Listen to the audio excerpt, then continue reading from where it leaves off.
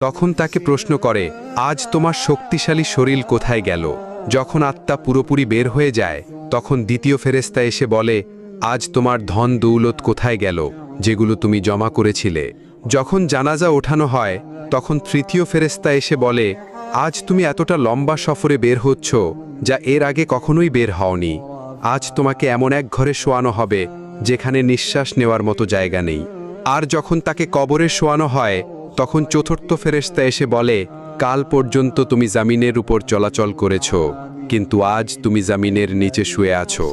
কাল পর্যন্ত তুমি হাসছিলে, কিন্তু আজ তুমি কান্না করছো।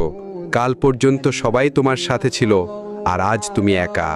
আর যখন তাকে কবর দিয়ে সবাই চলে যায় তখন পঞ্চম ফেরেশতা এসে বলে, তোমার সব আপনজন তোমাকে ছেড়ে চলে যাচ্ছে। যদি তারা থেকেও যেত তাহলেও তোমার কোনো সুবিধা হতো না। আজকে তুমি জান্নাতের সুসংবাদ পাবে।